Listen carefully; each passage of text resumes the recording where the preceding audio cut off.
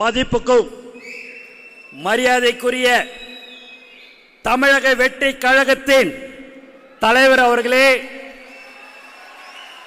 மற்றும் மேடையிலே அமர்ந்திருக்கும் நிர்வாகிகளே, மாவட்ட கழக செயலாளர்களே, இணை செயலாளர்களே, துணை செயலாளர் அவர்களே மற்றும் பொதுக்குழு உறுப்பினர்களே, பொருளாளர்களே மற்றும் உலகெங்கிலும் வாழும் 700 கோடிக்கும் அதிகமான மக்கள் கூகுளில் தேடும் டாப் பிரபலங்களில் ஒருவரான நம் தலைவர் தளபதி அவர்களை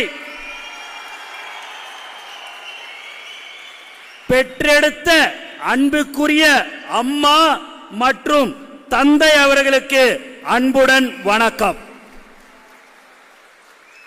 தந்தை அவர்களை கடந்த 25 ஆண்டுக்கு முன்பு மார்ச் மாதத்தில் ஒரு சின்ன ஊர் பாண்டிச்சேரியில நான் முதல்ல சந்திச்சேன். அப்ப அவர் ஒரு கல்யாணத்துக்கு, ஒரு நிர்வாகியோடைய கல்யாணத்துக்கு வந்திருந்தார். காலையில் ஒரு 11 மணிக்கு லேட் ஆயிடுச்சு.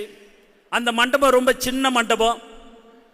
அப்போ ஆசீர்வதிச்சுட்டு எல்லாரும் அவரை சாப்பிடணும்னு சொன்னாங்க. வாங்க அப்படின்னு சொல்லிட்டு கீழே இறங்கி வந்தார். வந்தோடனே அந்த சாப்பிட்ற இடத்த பார்த்தாலே எனக்கே ஒரு மாதிரியாக இருந்தது. ரொம்ப அழுக்கு பிடிச்சி அப்படி இப்படிலாம் இருந்தது. இட்லியெல்லாம் பார்த்தா கல் மாதிரி இருந்தது. ஆனால் இறங்கி வந்து அந்த இடத்துல உக்காந்து அந்த இட்லியை சாப்பிட்ட ஒரு உண்மையான தலைவருடைய தந்தை என்பதை இந்த நேரத்தில் தெரிவிச்சு.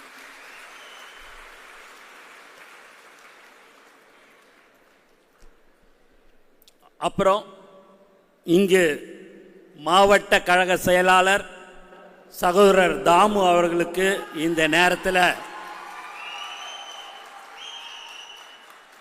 நான் உண்மையாகவே நன்றி சொல்ல கடமைப்பட்டிருக்கிறோம்.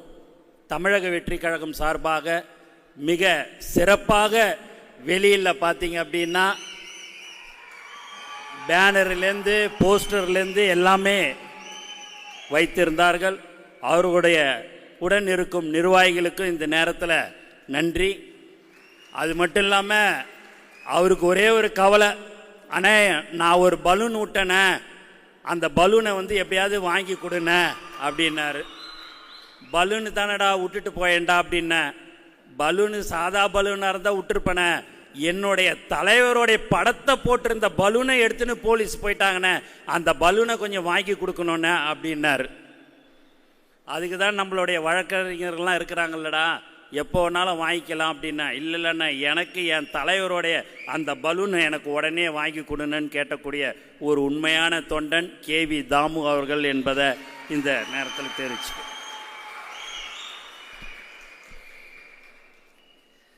நம்ம தலைவருடைய பிறந்த நாள் ஜூன் 22. உலகம் முழுக்க எல்லாருக்குமே தெரியும்.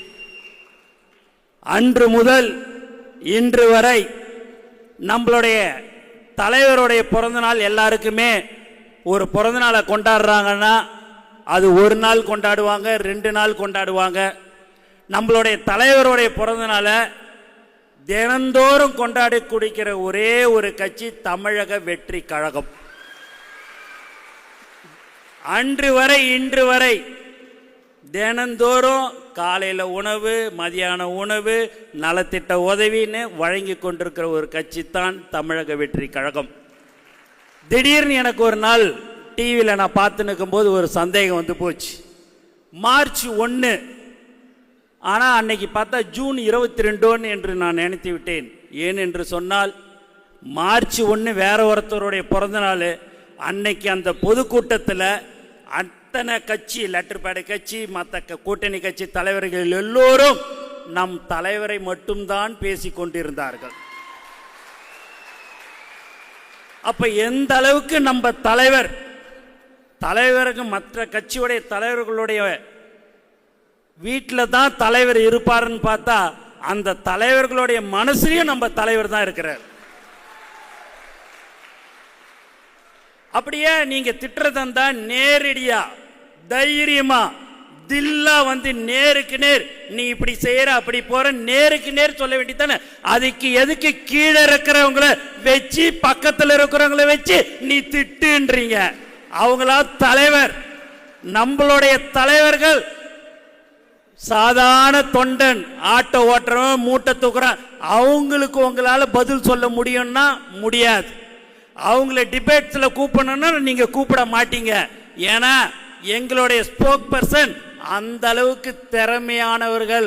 அதுதான் தமிழக வெற்றி கழகத்தின் தோழர்கள், தொண்டர்கள்.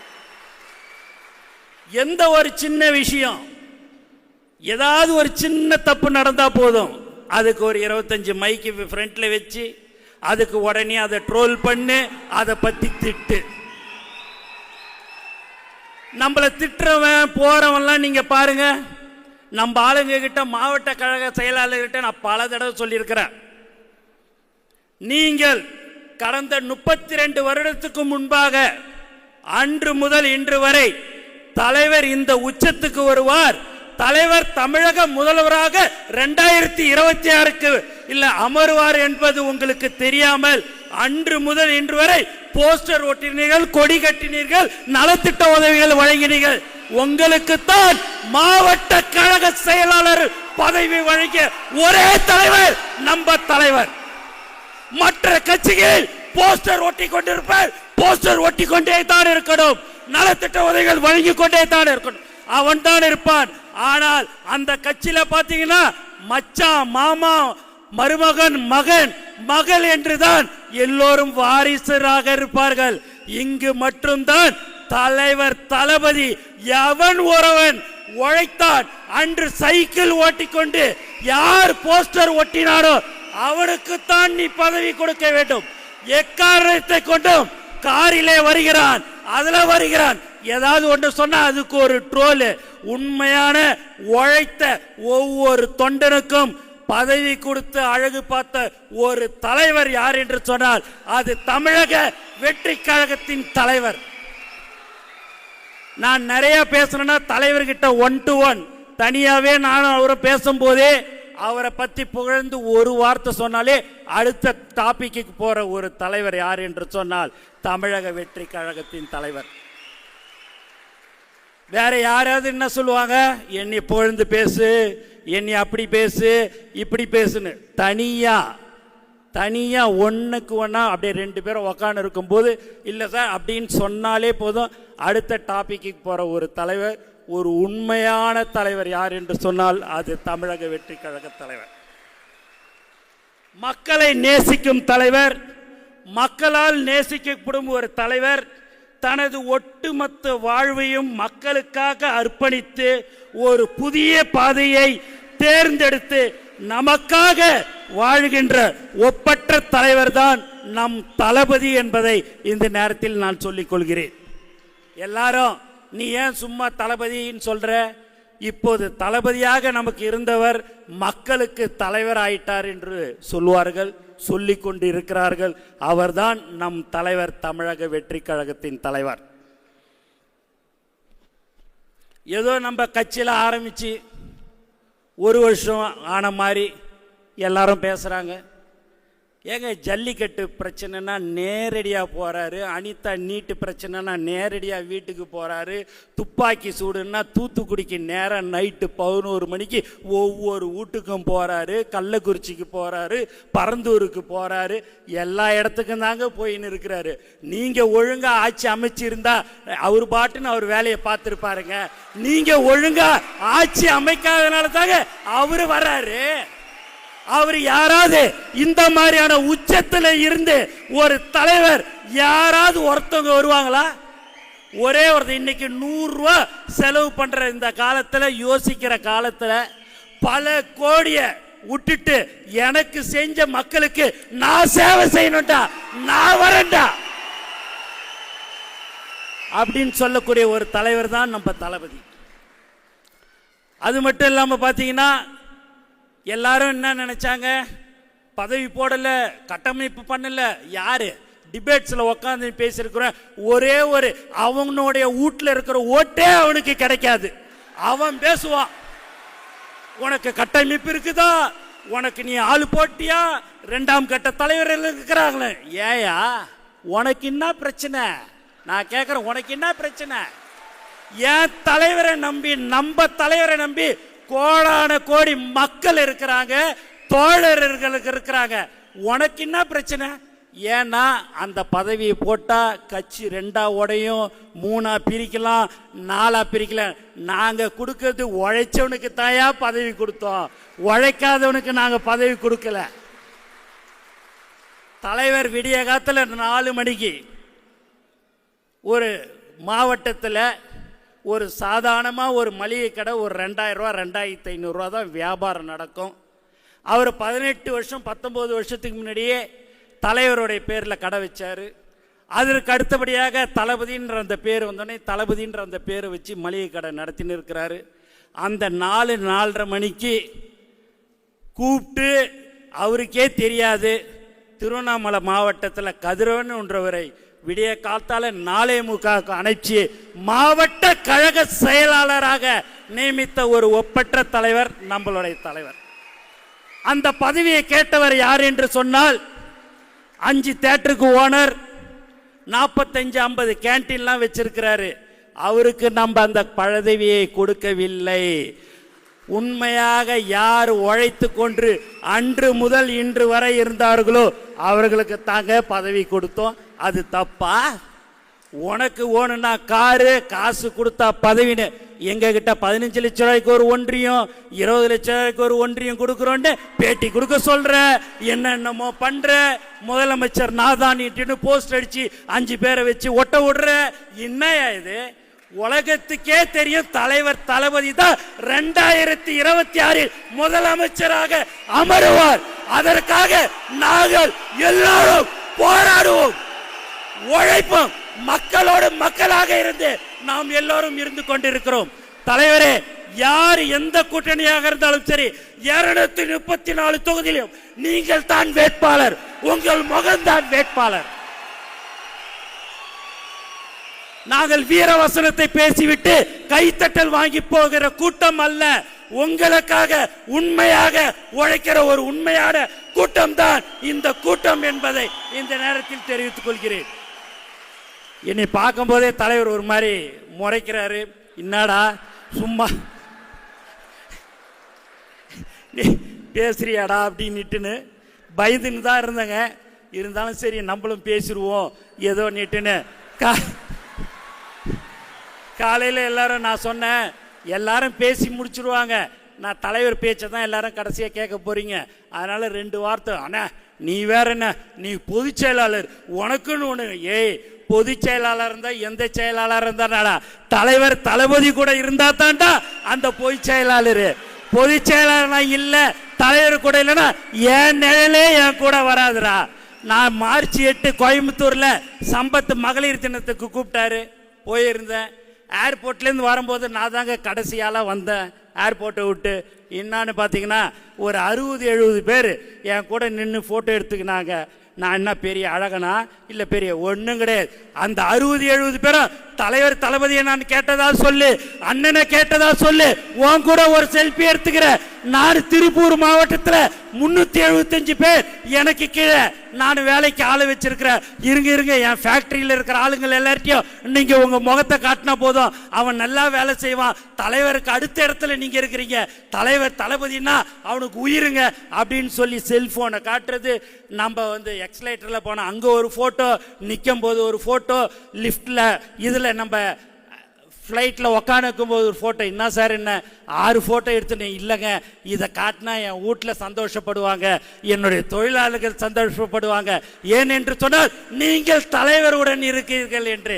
அந்த அடையாளம் தான் இன்னைக்கு நமக்கு அடையாளம் இதுதான். நமக்கு மொத்தம் 68,360 பூத்து இருக்கிறது. இதுவரை நம்ம 52,000 பூத்துக்கு ஆள் போட்டுட்டாங்க.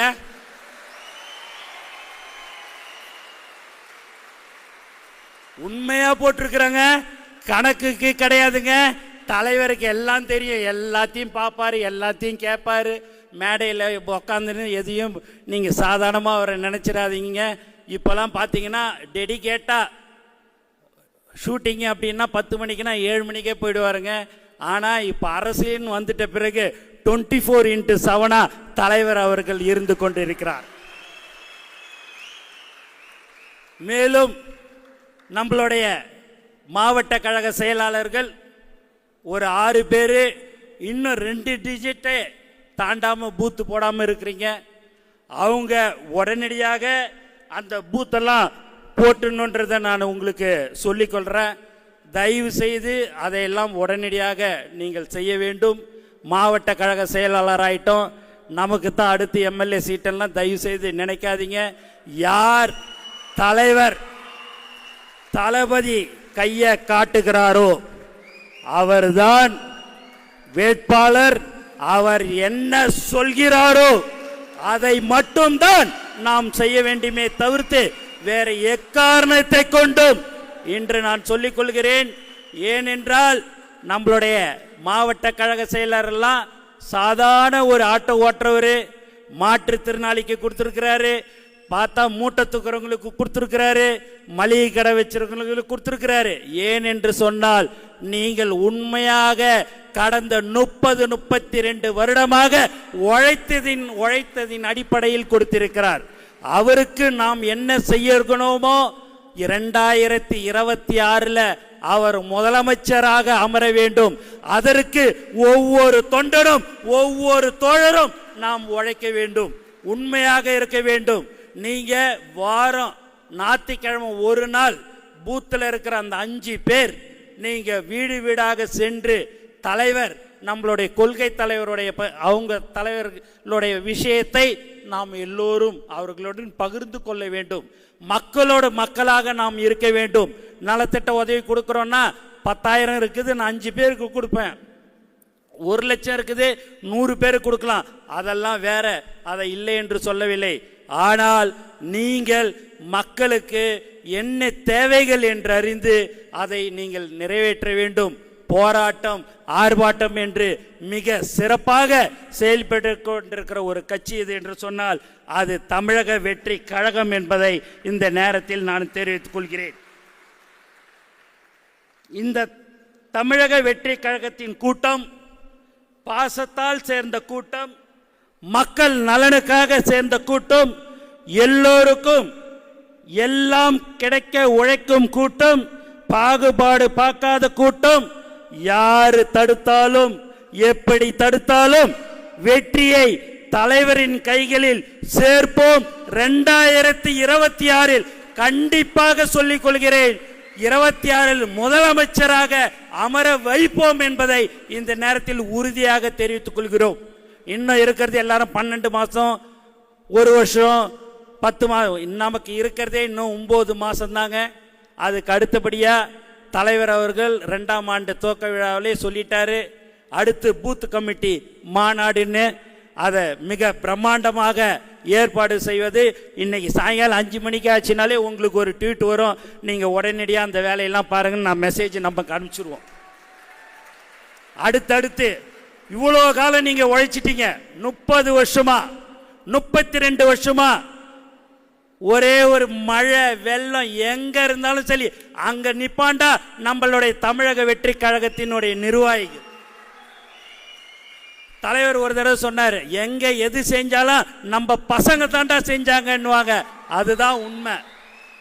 அதனால இன்னும் 9 மாசம் நீங்கள் கடினமாக உழைத்தால் 2026 நம்ம இலக்கை அடைவோம். அடைந்த பிறகு உங்களுடைய வாழ்க்கை, ஒவ்வொருவருடைய வாழ்க்கையும் நன்றாக இருக்கும்.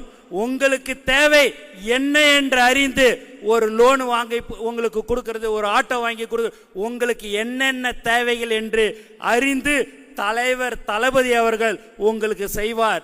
ஆகவே நாம் தலை நிமிர்ந்து இப்ப இன்னைக்கு நிக்கிறோம். அன்னைக்கு ஒரு மாவட்ட தலைவர் சொன்னார், மாவட்ட கழக செயலாளர் சொன்னார், அண்ணா முதல்ல இப்படியே ஒரு மாதிரி ஏறத்தாழ பார்ப்பாங்கண்ணே, இப்போ வாங்க வாங்கன்னு சொல்லி என்னைய பயங்கரமாக மரியாதை கொடுக்குறாங்கன்னா அந்த மரியாதை உனக்கு ஓணுன்னா தலைவர் தளபதி 2026 ஜெயிக்கணும், அதுக்கு நீ உழைக்கணும்டா அப்படின்னா. நான் உழைக்கிறேன்னா அதுக்கு நான் தயாருன்னு சொன்னக்கூடிய ஒரு அன்பான உண்மையான கூட்டம். இங்கு இருப்பவர்கள் யாரும் ஒருவரிடம் பணம் வாங்காமல் தான் பதவிகளை வழங்கினார்கள் என்பதை இந்த நேரத்தில் திட்டவட்டமாக நான் தெரிவித்துக், அது ஒரு ஒன்றியமாக இருந்தாலும் சரி, நகரமாக இருந்தாலும் சரி, பகுதியாக இருந்தாலும் சரி, உழைத்தவர்களுக்கு மட்டும்தான் பதவிக்கு கொடுக்கப்படும். அதில் எந்தவித மாற்று கருத்தும் இல்லை. ஆனால் இனி வரும் காலங்களில் புதியவர்கள் யார் வந்தாலும் அவர்களை நாம் ஏற்றுக்கொண்டு அவர்களுக்கும் பதவிகள் வழங்குவதற்கு தலைவருடைய அனுமதி பெற்று வழங்கப்படும் என்பதை இந்த நேரத்தில் நான் தெரிவித்துக் கொள்கிறேன். ஒரு பழைய காலேஜ் இருந்ததுங்க, ஒரு சின்ன கதை தான். ஒரு பழைய காலேஜ் இருக்குது, அதில் பிரின்சிபால் முதல்வர் அந்த காலேஜுக்கு வந்த உடனே ரவுண்ட்ஸ் எல்லாம் கிளாஸ் எல்லாத்தையும் பார்க்கறதுக்கு போகிறாரு. போயிட்டு வர்றதுக்குள்ளேரே அவங்க பையன் அந்த காலேஜில் சேர்ந்து 10 நாள் தாங்க ஆச்சு. அந்த முதல்வர் சீட்டில் வந்து உக்காந்துட்டாப்புல.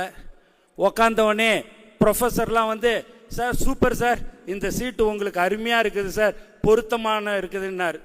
சரி அவர் தான் சொன்னார் அப்படின்னு பார்த்தா சீனியர் ப்ரொஃபஸரும் வந்து சூப்பருங்க நல்லா இருக்குதுங்கன்னாங்க. சரி அதுவும் பரவாயில்லன்னு பார்த்தா லண்டன்லேருந்து படித்தேன், ஆஸ்திரேலியாவிலேருந்து படித்து வந்த ப்ரொஃபஸரும் நீங்கள் தான் சார் இதுக்கு பொருத்தமானவர்னார். முதல்வர் வந்து எல்லாருமே என் பிள்ளைய வந்து பொருத்தமானவர்ன்றீங்க, எனக்கு இது முன்னாடியே தெரியும், அதனால தான் அவன் அந்த 2 மாதத்தில் காலேஜுக்கு வந்து அந்த இடத்துல வந்து உக்காந்துட்டான், 10 நாளோ 2 மாதம் வந்து உக்காந்துட்டான்ட்டு. இப்படிலாம் இருந்தால் அந்த காலேஜ் என்னங்கத்துக்கு ஆகிறது, எதுக்கு ஆகிறது? அது பக்கத்திலேயே ஒரு புதுசாக ஒரு காலேஜ் ஆரம்பிக்கப்பட்டது. அதில் அமைதியானவர், உண்மையானவர், மக்களை நேசிக்கவர், ஒரு ஒப்பற்ற ஒரு தலைவர், டிவிக்கேன்னு ஒரு காலேஜ் ஆரம்பிச்சிருக்குதுங்க. அதில் நம்ம தலைவர் தாங்க அதுக்கு முதல்வர். ஆனால் அட்மிஷன் கொடுக்கத்தாங்க எங்களால் அவரால் முடியல. அந்த அளவுக்கு எல்லாமே வந்து ஃபுல்லாகுது. அந்த காலேஜில் அட்மிஷன் கொடுக்கணும் புதுசாக வர்றவங்களுக்குன்னு சொன்ன உடனே தனியாக ஒரு 10 கிளாஸ் ரூம் கட்டிடலாம் அப்படின்ற மாதிரி சொல்லியிருக்கிறாரு. அதுதான் நம்மளுடைய பைலாவில் திருத்தி புதியவர்கள் யாராக இருந்தாலும் அவர்களை நாம் வரவேற்போம். வரவேற்று அவர்களுக்கு நாம் எந்தெந்த பதவிகள் கொடுக்கப்படும். ஏன் என்று சொன்னால் நம்ம எல்லாருக்கும் அந்த ஒரு 3 லட்சம் பதவிகள் கொடுக்கப்பட இருக்கிறது. அதற்கு மேல் இருக்கிற பதவிகளை அவர்களுக்கும் நாம் வழங்க வேண்டும் என்று தலைவர் அவர்களை இந்த நேரத்தில் நான் அன்புடன் கேட்டுக்கொள்கிறேன்.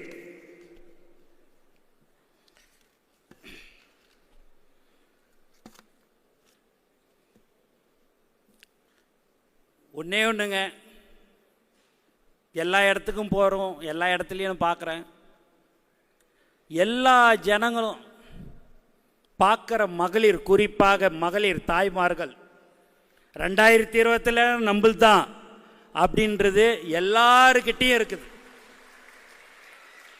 அந்த எண்ணம் எல்லாருடைய மனசுலையும் என்னைக்கு தேர்தல் வருங்க, என்னைக்கு தேர்தல் அறிவிப்பாங்க, ஏனென்று சொன்னால் நான் அண்ணனுக்கு ஓட்டு போட வேண்டும், அந்த நாளை நான் எதிர்பார்த்து கொண்டிருக்கிறேன் என்று சொல்லக்கூடிய மக்கள் தமிழ்நாடு மக்கள் இருந்து கொண்டிருக்கிறார்கள். எல்லா கட்சி தலைவரையும் பார்த்துட்டாங்க, எல்லாரையும் பார்த்துட்டாங்க. ஒரு புதியதாக ஒரு தலைவன் வேண்டும் என்று எல்லோரும் எதிர்பார்த்து கொண்டிருக்கும் போதுதான் நம் தலைவர் அவர்கள் எல்லாத்தையும் விட்டுவிட்டு மக்களுக்கு நான் சேவை செய்ய வருகிறேன் என்று சொல்லக்கூடிய ஒரு தலைவர் நம் தலைவர் என்பதை இந்த நேரத்தில் நான் தெரிவித்துக் கொள்கிறேன். மக்களை நம்பி மக்களுக்காக மக்கள் பணி செய்ய வந்துள்ள நமது தலைவர் சட்டமன்ற தேர்தலில் வெற்றி வாகை சூடி முதல்வர் ஆவது உறுதி, கழகத்தின் நல்லாட்சி அமையப்போவது உறுதி.